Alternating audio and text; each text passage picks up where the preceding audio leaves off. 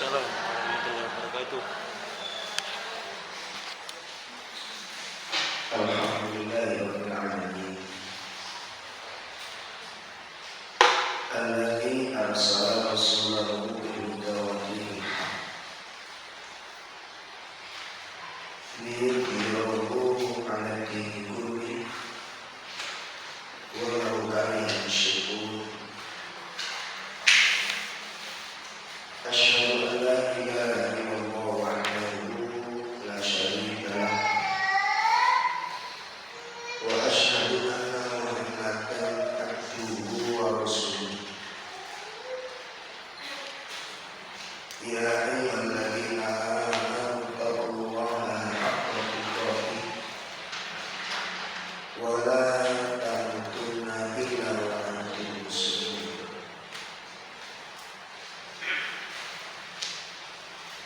Ya ayyuhan nasu taqu rabbakum alladzi khalaqakum min nafsin wahidah wa khalaqa minha zawjaha wa batha minhuma rijalan katsiran wa nisaa wattaqullaha alladzi tasaaluna bihi wal arham inna Allaha kana 'alaykum raqiba. Allahumma shalli wa sallim wa barik ala nabiyyina Muhammadin wa ala alihi wa ashabihi wa man tabi'ahum bi ihsanin ila yaumiddin. Bi'lamu anna asdaqal hadits kitabullah wa khairal hadi hadi Muhammadin sallallahu alaihi wasallam wa syarrul umur muhdatsatuha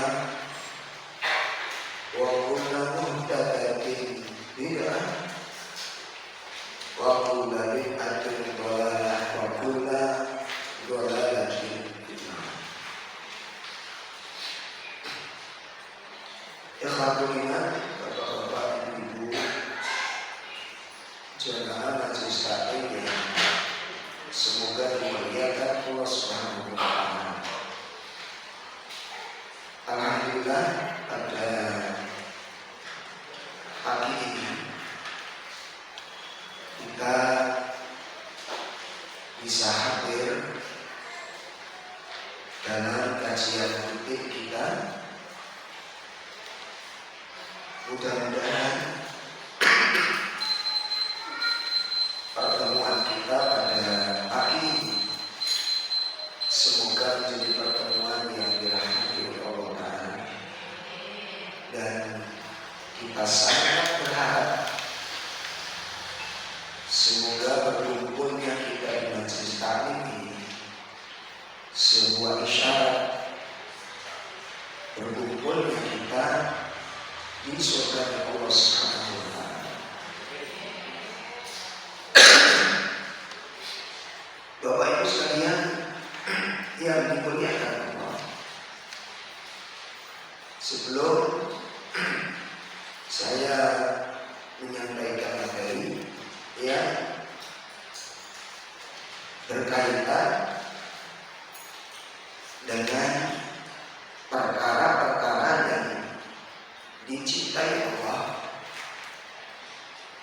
sifat-sifat yang dicintai Allah, dalam bab ini berkaitan dengan cara berpakaian, cara berpenampilan.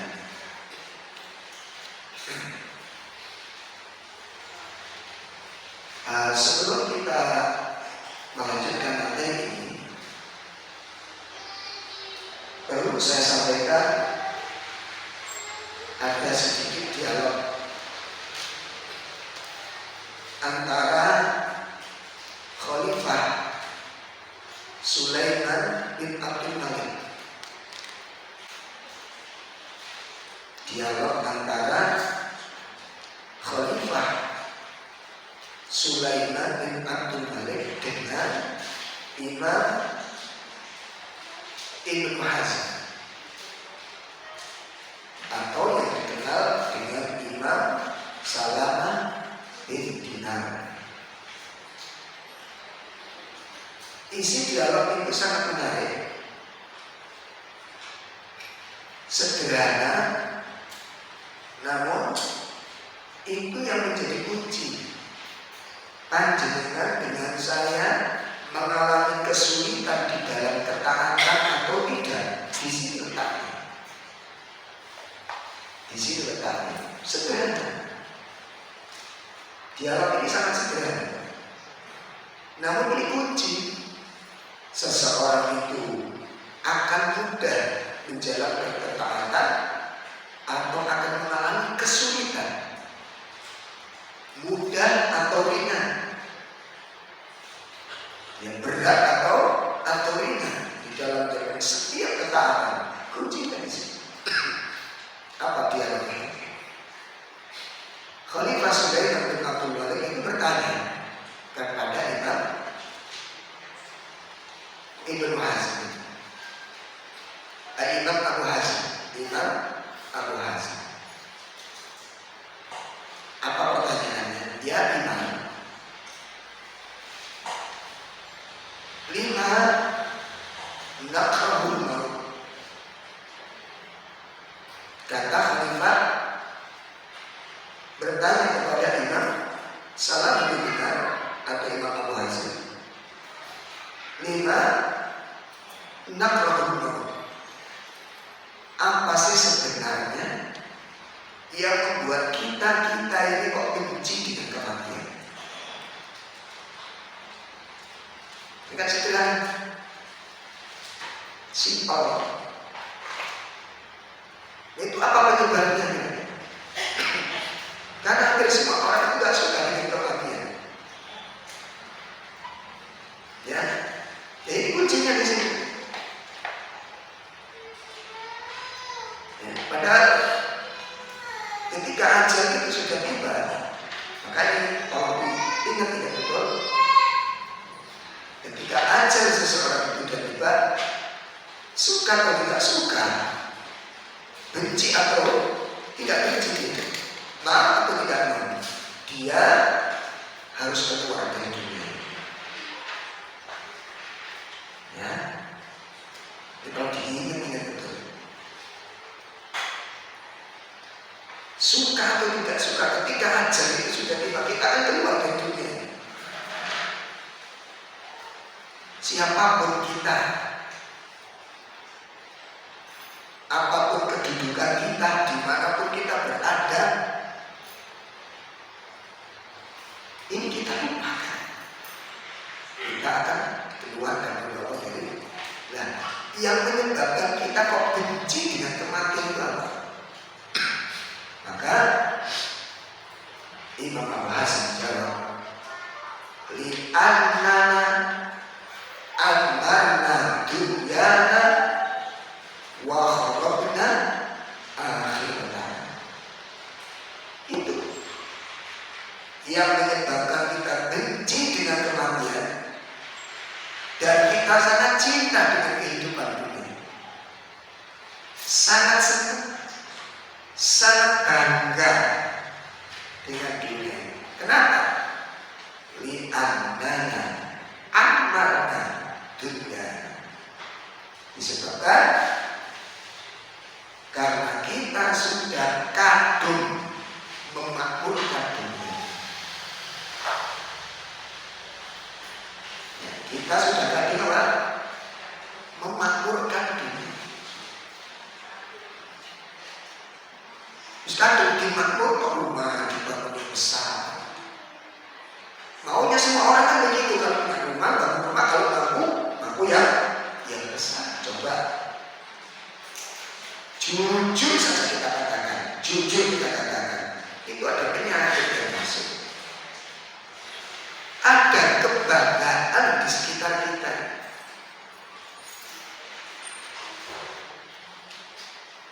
Itu penyakit. Bangga kalau punya dari orang-orang yang ada di sekitar. Rumahnya lebih bagus dari orang-orang yang di sekitar. Saya ulangi, bukan tidak boleh. Sakit perubahan, sakit perubahan, bukan tidak boleh, boleh. Cuma betul sesuai kebutuhan atau penyakit misalnya. Apa itu? At-takafur. At-takafur. Bermegah-megah. Jadi penyakit takafur itu yang disebut dalam surat apa? Surat apa? Ya surat at-takafur. You know? Penyakit takafur itu ada dalam surat apa? At-takasur. Yang disebutkan oleh Allah, Allahumma bermegah-megah, berbanyak-banyakan. Nah, Syekh Al-Utsaimin ketika mentafsirkan ayat ini, itu menjelaskan orang itu akan bangga, orang itu akan senang kalau punya sesuatu bisa kalahkan orang di sekitarnya. Itu penyakit takasur. Orang itu senang, orang itu bangga kalau punya sesuatu yang bisa mengalahkan orang-orang yang di sekitar. Karena apa? Di situ ada milik kebanggaan. Coba saya punya mobil, mobilnya sama dengan sampingnya, saya dibanggakan apa? Saya dibanggakan apa? Bodoh. Lah supaya kebanggaan membelinya tidak sama. Tujuannya apa? Saya kena di banggakan. Kapan beli mobil-mobil yang tidak sama? Itu mobil saya karena udahnya. Nah itu misalnya. Itu penyakit. Penyakit. Kalau sama tidak ada dibanggakan. Maka sama dengan agama itu kan begitu. Kalau sama beragama murni, tidak ada dibanggakan. Al-Quran kita sama punya Qurannya, hadis sama punya hadisnya, Nabi cuma ada sama nabinya, kiblat sama-sama kiblatnya. Yang dibanggakan. Makanya supaya dibanggakan membuat sesuatu yang dimiliki oleh orang lain. Akhirnya membuat cara-cara ibadah yang tidak benar. Agama pun juga demikian. Itu penyakit. Lah ini yang menyebabkan kenapa kita takut dan benci dengan kematian. Benci dengan kematian. Nah kita sudah kadung terlanjur. Coba rasakan mengambil uang untuk disimpan kepentingan dunia dan mengambil uang untuk diinfakkan akhirat, lebih mantap mana? Gak usah dijawab, gak usah dijawab. Rasakan teman-teman. Itu masalah. Itu masalah. Sehingga kita tidak pernah ada kesiapan. Memang gak pernah kita siapkan. Makanya gak siap-siap dengan kematian. Sementara yang namanya mati itu antum siap gak siap mati ya. Uang-uang yang dulu mau enak-enak, mau simpen-simpen, mau tabung-tabung, itu emang dikirim-kirim. Untuk siapa yang sudah mati? Untuk orang-orang yang antum tinggalkan, ahli waris yang kemudian mereka bertikai dengan harta. Maka saya pesan bapak-bapak, ibu-ibu, jadi jenengan wis mulai mendekati detik-detik kematian. Ojo akeh-akeh tinggalkan duit nang anak. Rumahnya. Ya, yang jenengan punya dikaruniai oleh Allah rezeki yang melimpah, begitu menjelang kematian, ojo akeh-akeh tinggalkan harta dan anak. Kenapa? Anda mempersiapkan bencana kepada anak-anak. Percaya tidak? Sehingga percaya cobaan. Anda sudah mempersiapkan bencana yang mengerikan pada anak-anak. Kalau hari ini mereka rukun, mereka saling menyapa, saling mengunjungi, saling bergurau, itu karena Anda masih hidup. Itu karena Anda masih hidup. Begitu Anda mati, kemungkinan nggak sampai 1 bulan geger sudah terjadi antar saudara. Saya berani ngomong begini karena sudah ada kasus-kasus yang sudah kita tangani. Nggak sampai 1 bulan kematian dari bapaknya. Kira ini sopo sing ngatur, sopo sing menguasai, sopo pembagiannya sudah geger. Mungkin anak-anak kita ada masalah, istri-istrinya, suami-suaminya, pasangannya. Ibu sih kadang-kadang pola bersama gak mikir tutup bunuh. Nah, renungkan. Ketika yang kita sedekahkan untuk akhirat sedikit, karena eman tadi itu kita irit untuk akhirat. Sebenarnya pengiritan untuk akhirat itu pengiritan untuk siapa? Hah? Anda nggak sadar, antum nggak sadar. Bahayanya antum kepada akhirat itu kita sudah menyiapkan hidup yang terlantar di akhirat. Subhanallah.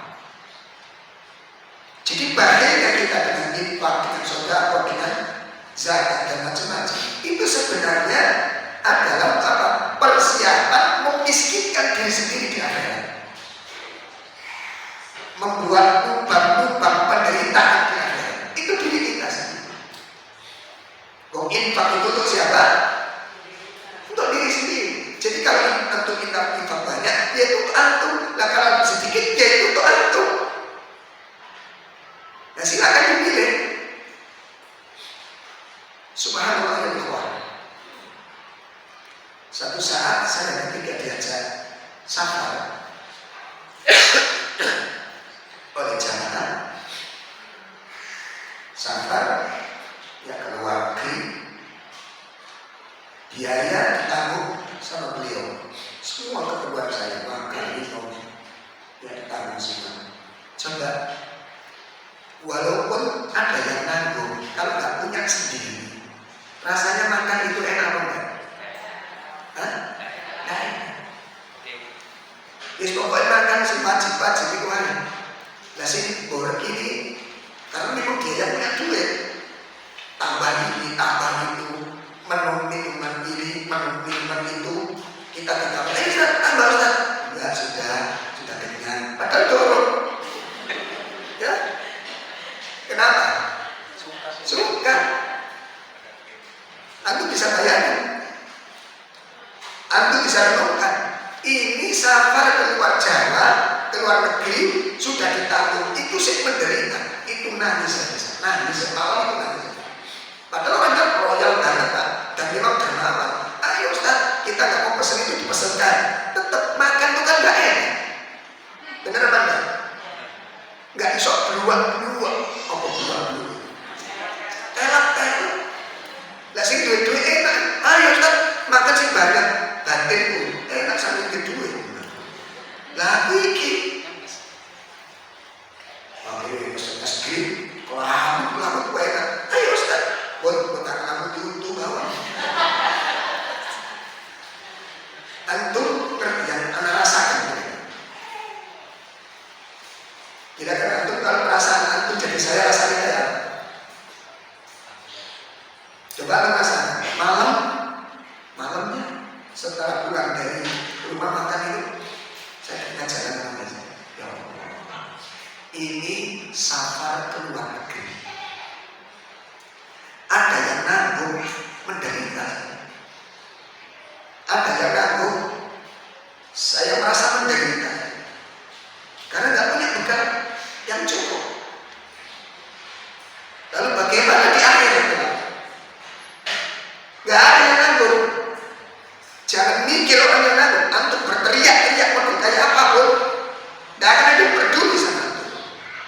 Sudah siap ini. Lalu bagaimana kita sekarang? Santai-santai.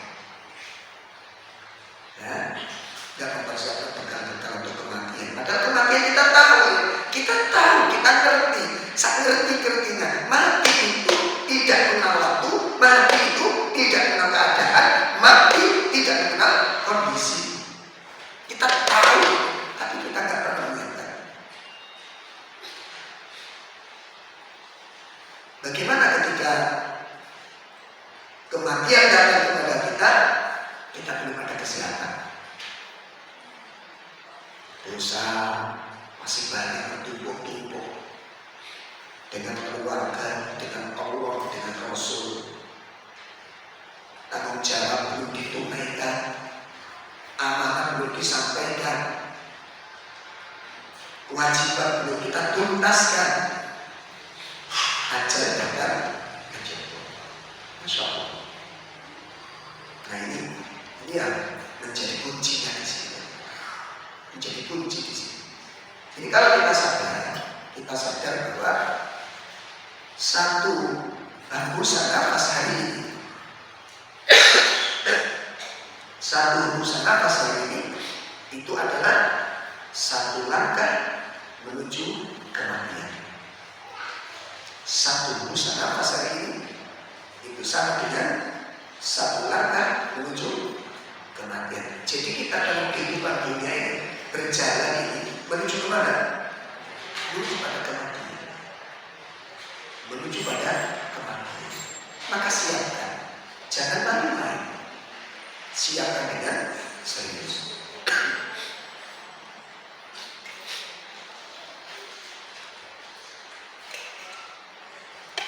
Baik, Bapak-bapak, Ibu sekalian yang dimuliakan Allah,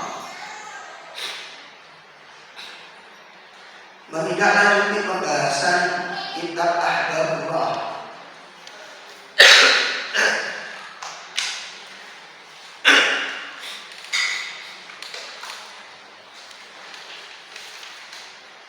Kemarin pada bulan yang lalu kita sedang membahas pakaian laki-laki. Ya. Jadi masalah adab berpakaian ini bagian dari sebab-sebab seseorang itu dibenci atau dicintai oleh Allah Subhanahu wa Ta'ala. Dari sisi penampilan, dari sisi pakaian, itu bisa menjadi sebab seseorang akan dicintai maupun dibenci oleh Allah Subhanahu wa Ta'ala. Karena penampilannya orang itu dirahmati oleh Allah. Karena penampilannya orang itu dicintai oleh Allah Subhanahu wa Ta'ala. Dan bisa jadi karena penampilan itu pula seseorang dimurkai oleh Allah.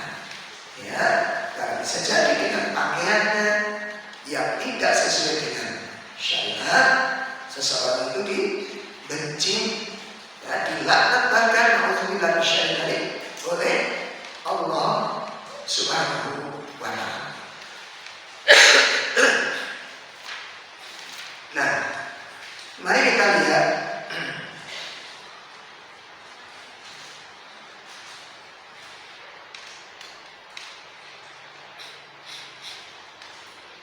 sekarang kita akan berbicara tentang penampilan dan kondisi wanita-wanita, baik yang dicintai Allah maupun yang dibenci oleh Allah Subhanahu wa Ta'ala.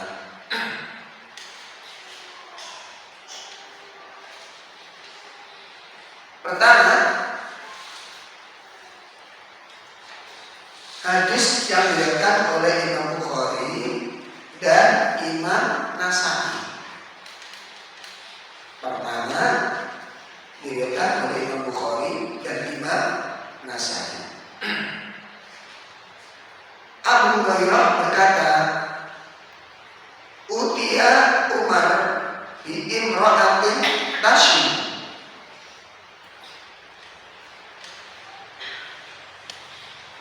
Suatu ketika kata Hurairah, ada seorang wanita yang didatangkan kepada Umar bin Khattab. Ada seorang perempuan yang bertato.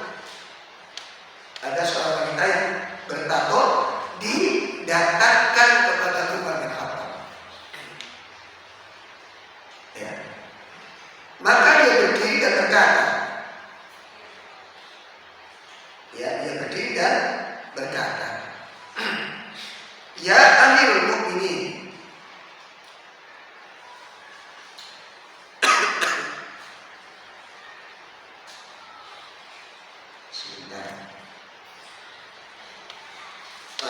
an sudukum billah man sami'a minan Nabi sallallahu alaihi wasallam fil washyi." Kata Umar, "Aku bertanya kepada kalian dengan nama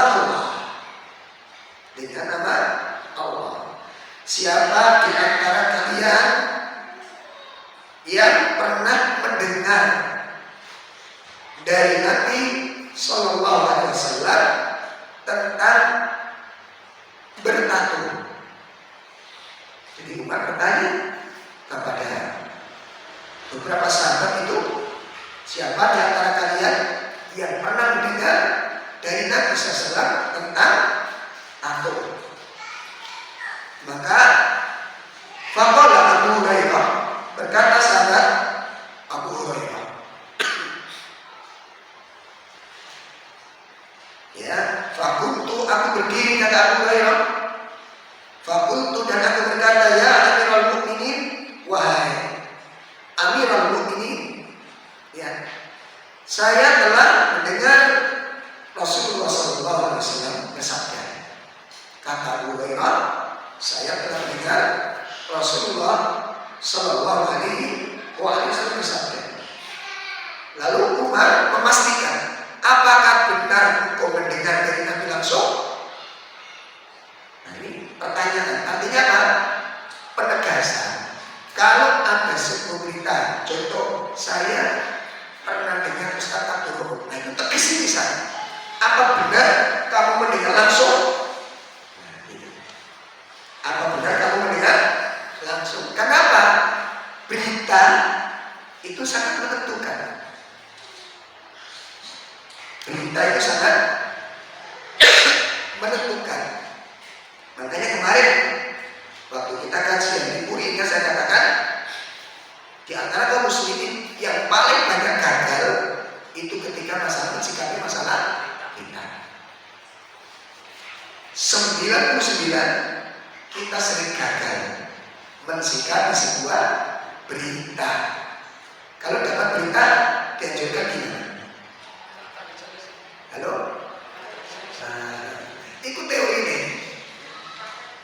Nek ono berita ditabahin dulu. Nek ono berita klarifikasi dulu. Nek ono berita dicek dulu. Jangan ada berita langsung. 99% kita gagal. Ibu-ibu dicurhat ibu-ibu yang lain, apalagi yang cerita itu nangis. Jadi seakan-akan hadisnya sahih, karena ceritanya sambil menceritakan tentang suaminya. Ya, akhirnya ibu-ibu pun begitu nyampe di rumah tanya sama suaminya, ya, sampai pengajar itu kenal Pak Bambang dan tadi istrinya kok cerita saya Pak Bambang itu begini-begini, orangnya gimana sih? Pak Bambang itu orangnya diam, orangnya gitu. Oh gitu ya? Tapi kok istrinya bilang begitu? Nah itu, ini nggak benar. Ini nggak benar. Apalagi Bu, tolong, kalau jenengan sudah diwanti-wanti, Bu, tolong cerita saya ini jangan sampai diceritakan orang lain. Ya, karena saudara kandung saya tidak ada yang saya beri tahu. Ibu kalau sudah dengar kalimat ini sampai mati tidak boleh bercerita. Jelas?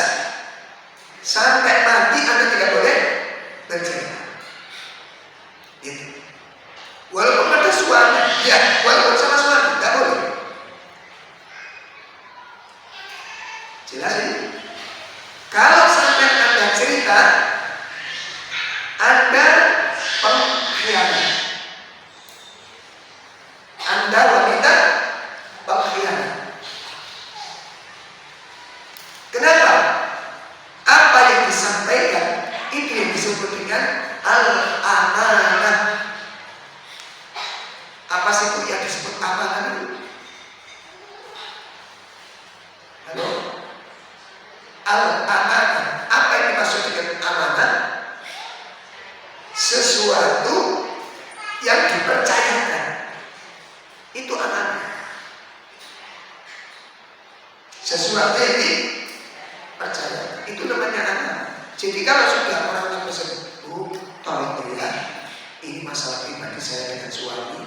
Jadi sudah 10 tahun saya mengalami begini, tidak ada yang tahu. Ibu saya, kakak saya, saudara kandung saya, tidak ada satu pun yang saya beri tahu. Lanjutkan tak kasih. Anda hari itu telah berpredikat sebagai wanita pengkhianat. Tidak boleh. Jelas ini? Seandainya curhatnya di rumah, suami ada di rumah, terus suami dengar tangisannya tapi tidak tahu beritanya. Nanya kan, itu dari siapa? Teman saya ya di perumahan itu. Kok sampai nangis-nangis kenapa? Ya, itulah masalah keluarga biasa. Suaminya kan rahasia, gitu loh. Rahasia. Bosok, kiki ayo kau lagi. Aku kan suamimu, ya bilang aja, aku juga istrimu. Tidak boleh. Itu amanah. Anda ceritakan, Anda berstatus wanita pengkhianat, dan Anda berdosa dengan dosa yang besar. Kenapa? Karena berpotensi rahasianya akan menyebar.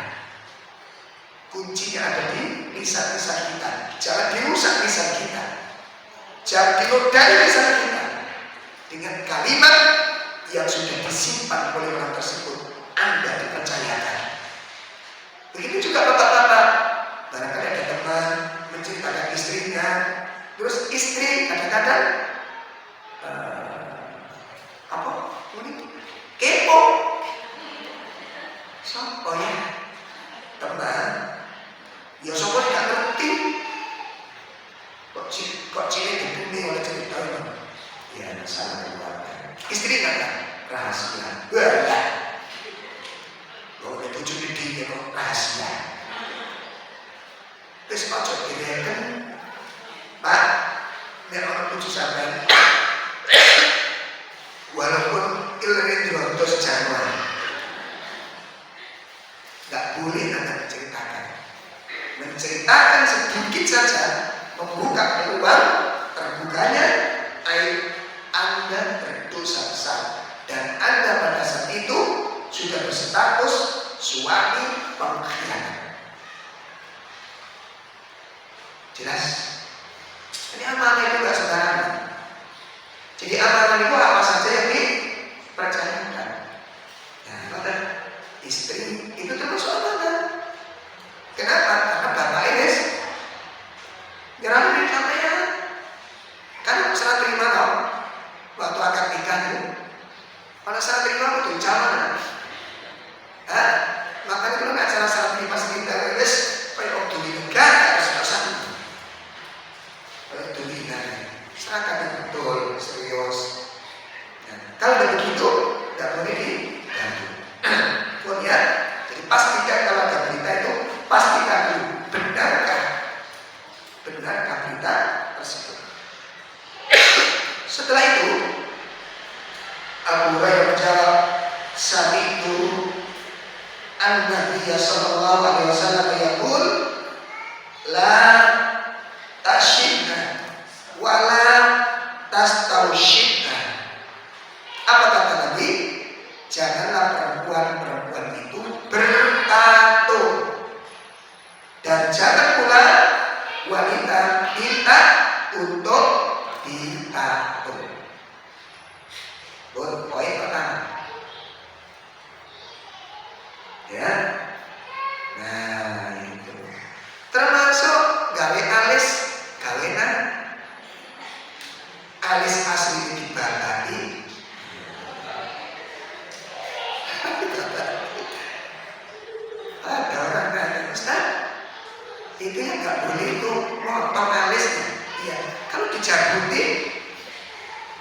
oleh pekoron.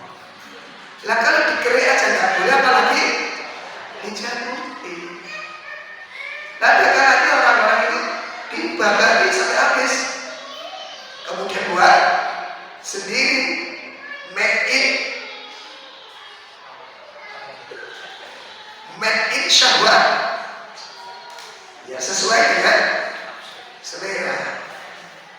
Nah, buat habis sesuai dengan selera. Itu juga ada diperbolehkan. Sekarang yang kedua, hadis yang diriwayatkan Bukhari Muslim. Bukhari Muslim.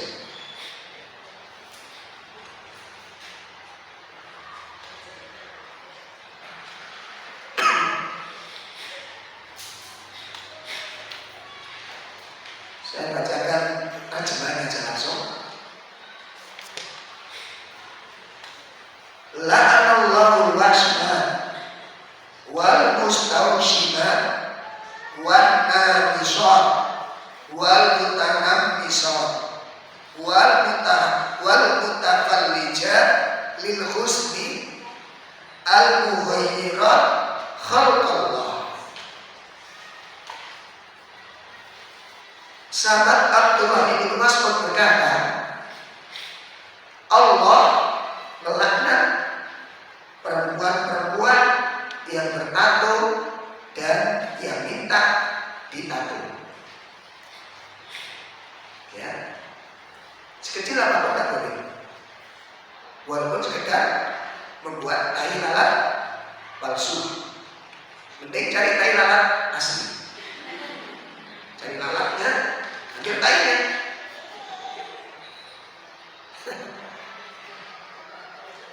Kemudian yang pertama,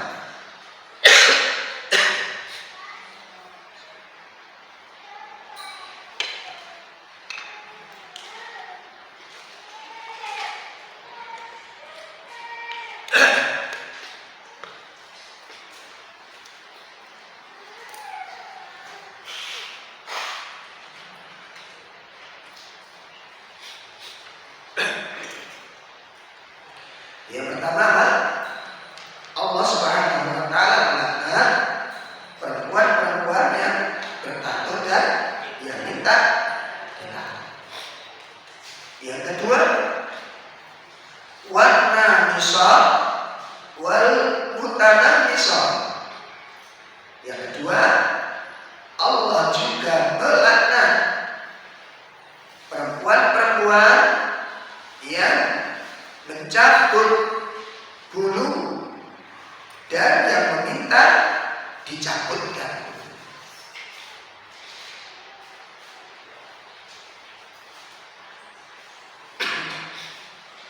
Ya, ini termasuk bulu alis, itu tak boleh.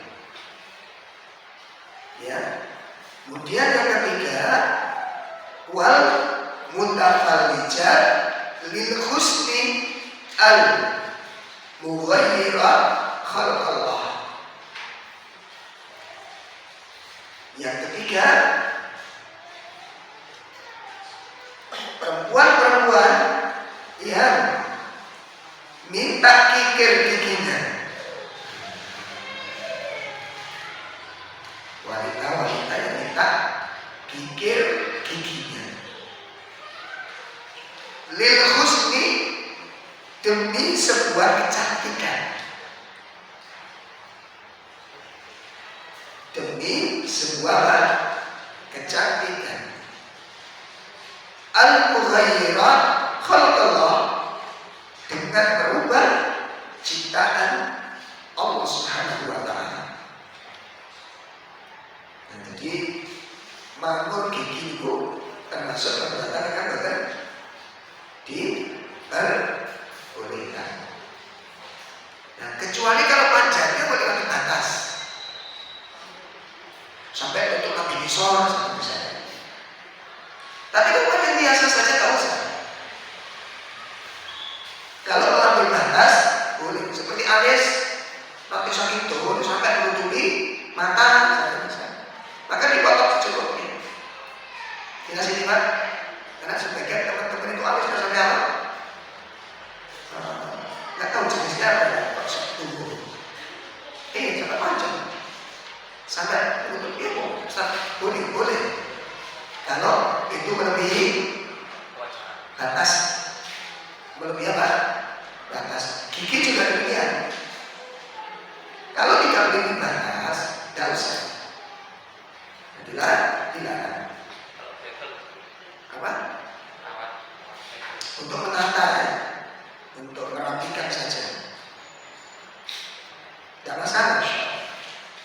Untuk merapikan, tidak masalah. Kemudian perkataan sahabat Abdullah ibnu Mas'ud ini sampai kepada seorang perempuan dari Banu Asad. Ya, perkataan sahabat Abdullah ibnu Mas'ud ini sampai terdengar oleh wanita dari kalangan Banu Asad yang bernama Ummu Yakub. Dan wanita ini berkata, saya suka membaca Al-Quran. Ya, dia suka membaca Al-Quran. Dia hobi membaca Al-Quran. Masya Allah. Lalu dia pun datang kepada sahabat Abdullah untuk bertanya, untuk berkata tentang berita yang dia dengar bahwa Allah melaknat apa tadi? Melaknat tato, melaknat mencabut alis, melaknat gigir. Wanita ini nanya, ya ini disebut dengan klarifikasi. Ini caranya gitu. Jadi kalau kita ada sesuatu yang janggal, takokno dengan cara yang baik. Ini metode yang luar biasa. Kadang-kadang kita ini dengar ada yang kita anggap salah, langsung gabrak, langsung cemes, langsung sikat. Gimana orang bisa senang mendengarkan nasihat kita? Kalau cara kita ya, menasihati, cara kita mengingatkan dengan cara-cara yang seperti itu. Ya kalau klarifikasi tadi yang baik. Kok saya pernah dengar jenengan berfatwa demikian, berpendapat demikian. Kok saya rasa ada yang janggal? Ayo duduk yang enak, klarifikasi yang bagus. Paham ini? Ayo tolong ibu-ibu dibiasakan begitu ya. Dibiasakan bicara yang enak. Ya dibiasakan. Karena ilmu ini Pak, Ibu, sampainya kepada orang itu bukan cuma kendel-kendelan. Jadi kadang-kadang itu bodoh kendel. Saya nggak takut menyampaikan ini masalah bukan takut tapi nggak takut. Cara yang kita pakai itu benar atau salah? Kenapa? Karena untai yang nasihat ketika dengan cara yang tidak benar itu menjadi celaan.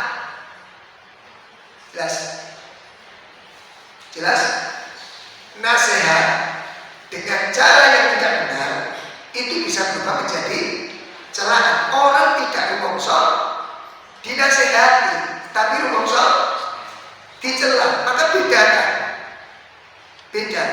antara mencela dengan nasihat. Jelas ini? Kalau nasihat berangkat dari apa? Berangkatnya dari hati yang bagaimana? Kalau nasihat berangkatnya dari hati yang bagaimana? Hati yang penuh dengan kecintaan. Ya, jadi dakwah itu berangkatnya dari hati kecintaan. Tentu simak kajiannya Ustaz Firanda yang menceritakan nasihat Syekh Abdul Razak.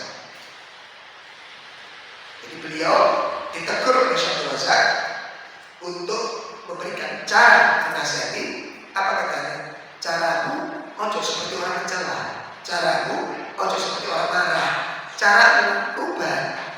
Berangkatlah untuk menasihati karena kamu cinta dengan dia. Paham ini? Jadi kalau ngomong diskusi berangkatnya dari cinta, saya mencintai dia, saya ingin dia dapat kebaikan. Itu kalimat yang disampaikan beda.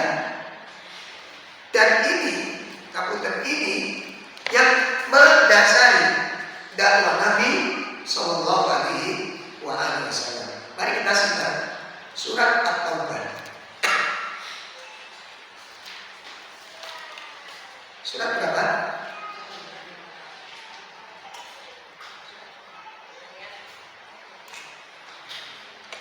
Surat berapa? 9 ayat 128. Ayat 128.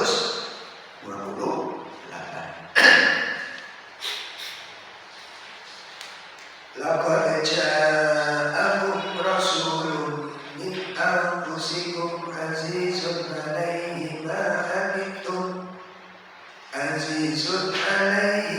anittum harisun 'alaikum bil mu'minina raufur rahim. Iya. Ada terjemah. Sungguh telah datang kepadamu seorang rasul dari kaummu sendiri, dan terasa olehnya penderitaan yang kamu alami. Dia sangat menginginkan keimanan dan keselamatan, penyantun dan penyayang terhadap orang-orang yang beriman. Ini berangkatnya dari sini. Jadi kalau bapak-bapak, ibu-ibu nasihati pasangannya, nasihati anaknya, nasihati kerabat-kerabatnya, berangkatnya dari perasaan seperti ini. Perasaan yang dimiliki oleh Rasul Sallallahu Alaihi Wasallam. Apa itu? Azizun 'alaihi ma anittum harisun 'alaikum. Berat rasanya atas penderitaan kalian, dan beliau sangat berharap Anda bisa mendapatkan kebaikan. Jadi yang diharapkan apa? Yang diharapkan apa? Kebaikan. Aku ingin temanku mendapatkan kebaikan. Aku ingin anakku mendapatkan hidayah. Aku ingin saudaraku mendapatkan tauhid. Maka kalau berangkatnya dari ini, maka sifat yang harus dimiliki adalah apa? Bil mu'minina raufur rahim. Dia itu lembut sifatnya, penyayang dan berbelas kasihan. Coba Anda lihat gimana sikapnya. Itu berangkat dari sebuah nasihat. Saya lanjutkan. Jadi wanita yang bernama siapa tadi itu? Ayo, siapa tadi? Ummu Ya'qub. Ummu Ya'qub. Dia baca Quran, ya, dibuka-buka, lalu kaget ketika ada fatwanya sahabat Abdullah bin Mas'ud. Akhirnya datang ke rumah sahabat Abdullah bin Mas'ud dan bertanya. Ya, apa pertanyaannya? Ya Abdullah, telah sampai kepadaku perkataanmu. Jadi klarifikasi.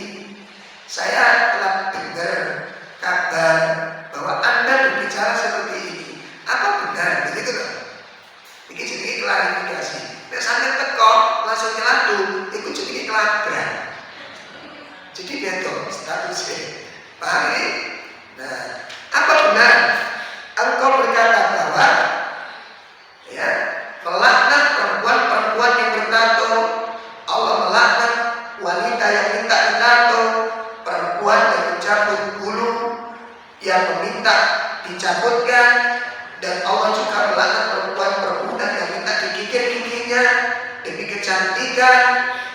Ya, maka ketika sahabat Abdullah ditanya demikian, jawabnya apa? Bagaimana mungkin aku melaknat seseorang? Kan pertanyaannya lagi, saya dengar bahwa Anda melaknat. Nanti kan ini loh berita. Saya mendengar bahwa Anda melaknat perempuan-perempuan seperti ini. Maka jawab Abdullah, maksud apa? Bagaimana mungkin saya melaknat? Ya. Lalu dia mengatakan, bagaimana aku tidak melaknat orang yang telah dilaknat oleh Rasul Sallallahu Alaihi Wasallam. Dan laknat itu terdapat dalam kitab Allah. Laknat itu terdapat dalam kitab Allah. Maka Ummu Ya'qub ini berkata, sungguh aku telah membaca seluruh ayat-ayat yang ada di dalam Al-Quran ini. mushaf-mushaf yang setiap hari saya baca. Dan saya itu wanita yang hobi membaca Al-Quran. Namun aku tidak dapatkan lafaz tersebut. Allah laknat apa tadi? Wanita yang disebutkan tadi itu. Aku tidak dapatkan dalam Al-Quran bahwa Allah melaknat wanita yang minta tato, yang minta kikir atau dikikir. Aku tidak dapatkan dalam Al-Quran kalimat seperti itu. Lalu sahabat Abdullah bin Mas'ud mengatakan, kalau engkau benar-benar membaca Al-Quran, kalau kamu benar-benar membaca Al-Quran dengan mentadabburinya, dengan apa? Merenunginya, memahaminya dengan baik, pasti engkau akan mendapatkan ayat-ayat itu kamu baca. Ya. Allah telah berfirman, ya, wa ma atakumur rasul fakhudhu wa ma nahakum anhu fantahu. Di ayat itu Allah berfirman, apa saja yang Rasul berikan kepadamu maka terimalah, dan apa saja yang dilarang oleh Rasul maka tinggalkan. Jadi ada kalanya larangan Al-Quran itu tidak larangan secara spesifik. Apa maksudnya?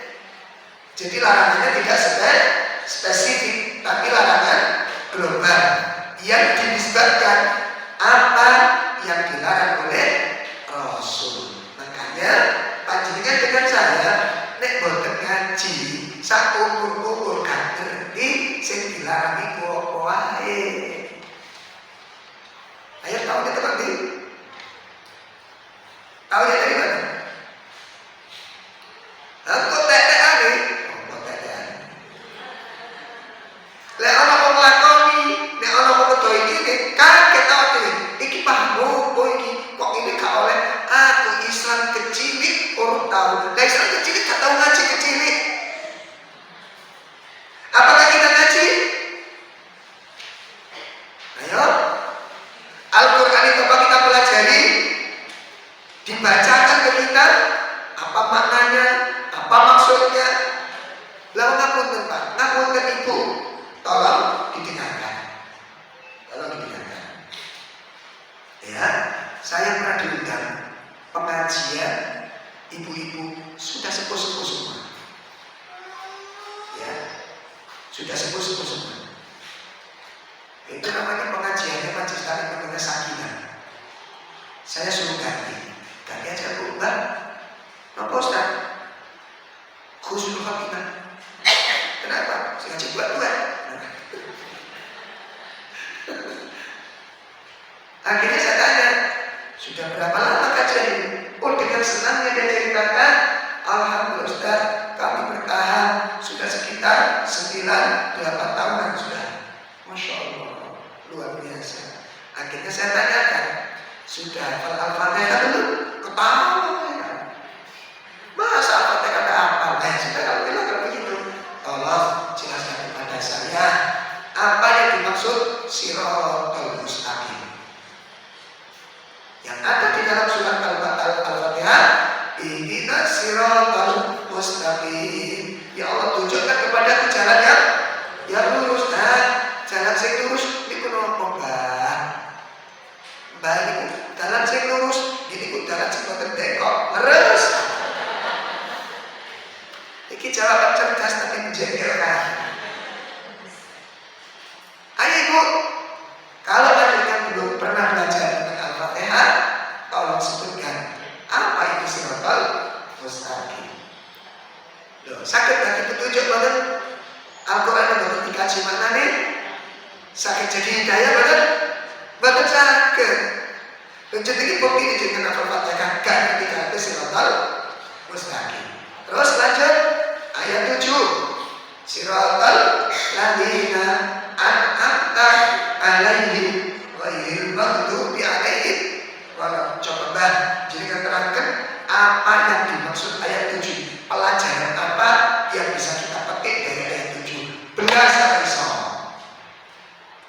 Apakah Al-Quran bisa jadi petunjuk?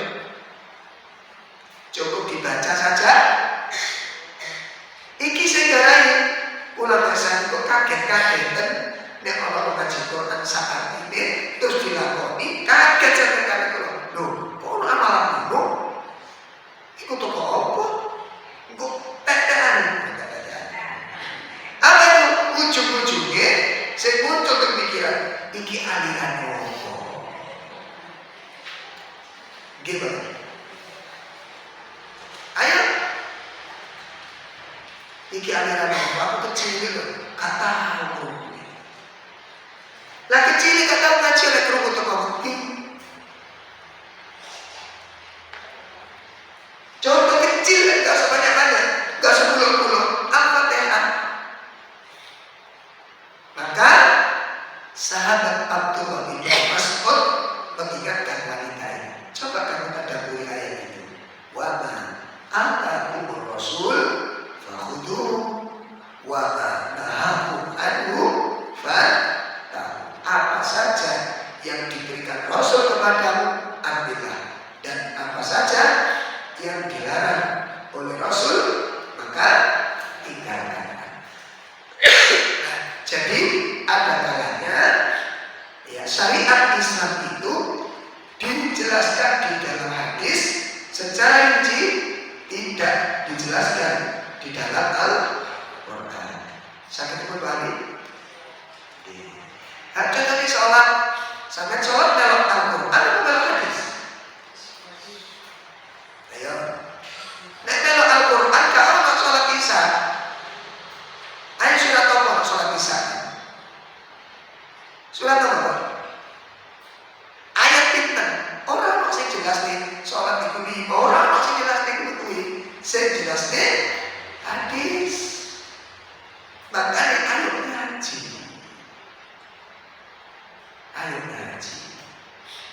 Oke, nanti kok sampai beda, jadi kan sangat beda nih. Al-Quran ini kok beda nih, kok cesok beda nih. Oh ini atau tadi berislam kita benar sesuai dengan petunjuk Al-Quran. Nah kalau enggak, Islam itu lah biasanya diikuti semua. Halo, Bu, ini ikuti siapa coba? Perasaan. Ikuti apa? Pokoknya rumah saku, rumah saku, rumah sama, rumah saku punya bodoh. Dalam rumah sani mau metok, rumah sani mau lanang sani boleh. Dan sani berarti suami istri alamat di dalam madhab, di dalam madhab perasaan. Nah gimana?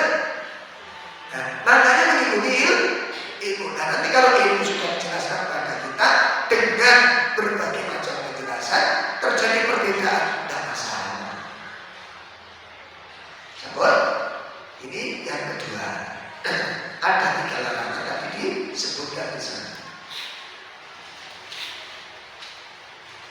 Kemudian berikutnya An-Aisyah, hadis yang ketiga. Hadis yang ketiga.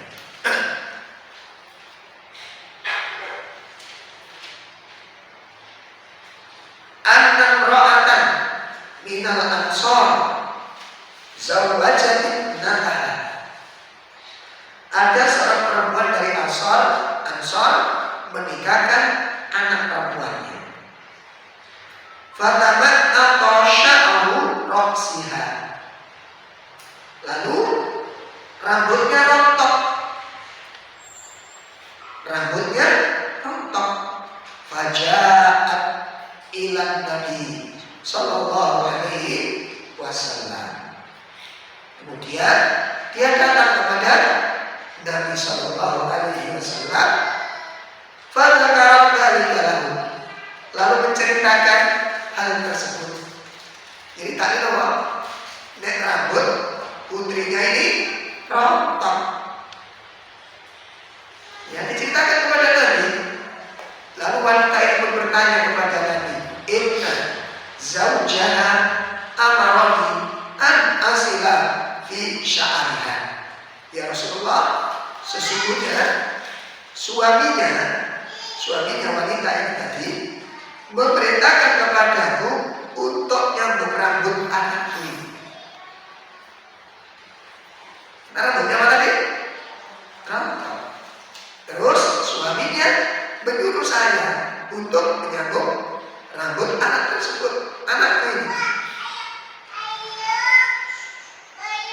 Faqala Nabi sallallahu alaihi wasallam, maka Nabi menjawab.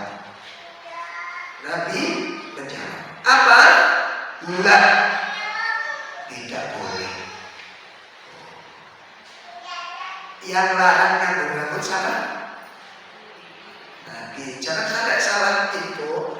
Kemarin saya ngaji Asy-Syarah, nggak boleh. Asy-Syarah melarang yang berambut. Yang larang siapa bu? Asy-Syarah. Tak kuat blocking. Yang larang siapa? Nabi. Lah saya tukang pos. Cuma bacakan saja. Biasa enggak terima. Celatu Nabi. Atau celatu saya. Saya cuma bacakan saja yang dilarang oleh Nabi. Jadi sana enggak cocok ya sama celatu Nabi. Si nulis Nabi. Nah, karena Nabi tidak boleh, maka kita pun tidak boleh melakukannya. Jadi hadis yang ketiga, apa kata Nabi? Innahu qad lu'inal musilat. Sesungguhnya perempuan-perempuan yang suka menyambung rambut termasuk dia bagian yang terlaknat, yang dilaknat oleh Allah.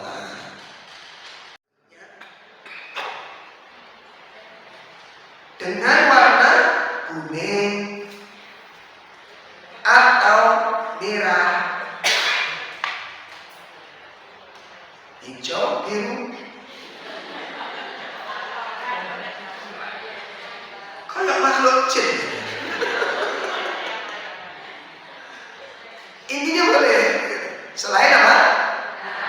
Hitam yang nggak boleh. Ya, bapak-bapak jangan ingin ya. Untuk nyemir rambut apa saja yang harus nyemir. Ya, kayak kemarin ada teman saya di sekarang ini udah sekolah disemir hitam. Tak ingatkan, tak boleh hitam. Gak apa-apa, ya wes. Nanti kan gagalnya, gak apa-apa, ya wes. Akhirnya itu belok putih bisa disemir. Ayo, minta kira apa? Ini bahaya kalau apa? Kalau sudah Allah melarang, Rasul melarang jauhi. Kenapa? Itu belajar menunjukkan cinta Rasul. Itu belajar menunjukkan apa? Cinta Rasul. Itu dengan apa? Dengan patuh kepada.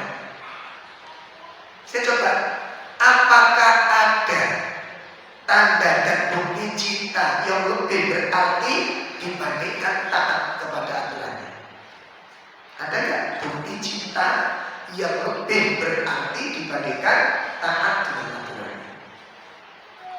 Karena kalimat cinta antum baca dengan Bapak Ibu, saya yakin Anda mencintai Rasul. Saya pun mencintai Rasul. Cuma masalahnya cara membuktikan cinta Rasul itu karena apa saja? Apa cukup? Ya Rasul, aku mencintaimu, engkau kekasihku. Ya Muhammad, Habibi. Ya Ahmad, Habibi. Muhammad, engkau kekasihku. Selesai sampai di situ. Lalu larangannya kita tabrak. Saya dilarang kerja. Lalu kalau biasanya kau ngetok ibuku gimana? Akhirnya tahu ibu ini. Digopo cantikmu bukan pada jari-jarimu. Cantik itu pada wajah. Paling-paling kayak ibu tahu tiga puluh berkumpil. Potong. Kenapa? Nabi Ibrahim disuruh potong anaknya. Kita tidak suruh potong siapa-siapa. Kita suruh potong kuku. Bagian dari fitrah. Sunnah yang diajarkan oleh Nabi SAW. Jadi poin berikutnya, diperbolehkan mewarnai rambut dengan warna apa saja selain Kalau ibu-ibu ingin merah, silakan. Biar suaminya terkejut, sok.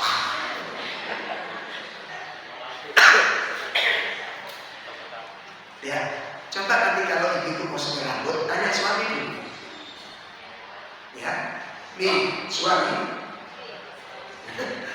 Ya, kira-kira sampai ini rambut mau tak sendiri.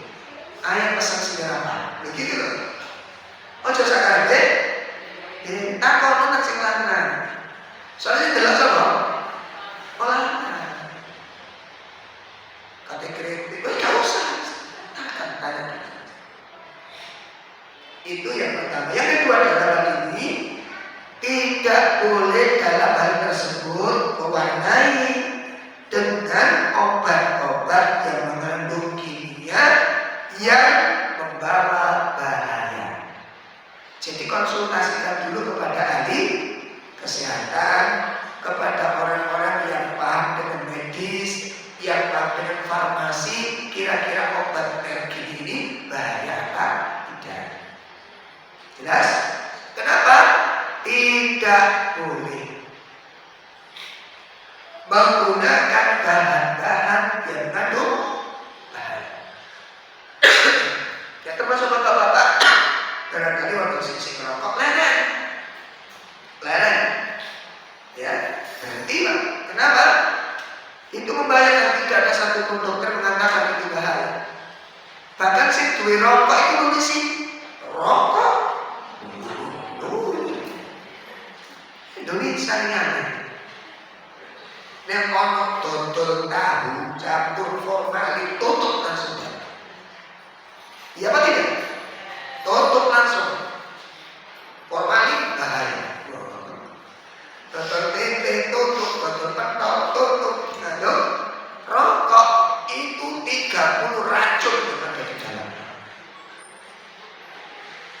Dan semuanya bahaya. Makanya kalau ada ulama mengatakan makruh haram, saya ini yang haram. Kenapa? Berdasarkan hadis. Jadi termasuk ada ahli hadis dulu di Surabaya, semoga Allah merahmati beliau. Ya, ada ahli hadis mengatakan saya tidak berani mengatakan rokok itu haram karena tidak ada nas satupun dari hadis. Rokok haram tidak ada. Nah kalau begitu ya sabu-sabu tidak ada haram, Pak. Kenapa? Inna sabu-sabu haram tidak ada. Apa ada hadisnya? Gak ada. Inna topi miring haram berapa? Nah, tapi ahli hadis ini jujur. Dia menyampaikan hadis yang berbunyi la darar wala dirar. La darar wala dirar. Artinya apa? Tidak boleh membahayakan orang lain dan tidak boleh membahayakan diri sendiri. Ahli hadis yang tidak berani mengatakan rokok haram tadi mengatakan di hadis ini disepakati oleh ulama lam tahrim. Lam tahrim. Lam yang menunjukkan haram. Jadi tidak boleh, artinya bukan haram, menimbulkan bahaya pada orang lain maupun menimbulkan bahaya untuk ya kita tidak lain. Rokok menimbulkan dari semua sisi. Ya, makanya kalau memang ada manfaatnya, baik mengandung manfaat ketenangan. Coba anak-anak bayi sadar, jika tenang-tenang, kayak rokok kayak tenang. Ya, bayi nangis, rokok ya, enak kan? Nah, biar tenang kamu, kayak bapak ini. Nah, coba, biar cepat mati ya nanti. Allah, Anda maksa, makro. Mudorotnya sudah subhanallah. Apalagi perokok pasif. Semua dokter ijma, baik muslim maupun non muslim,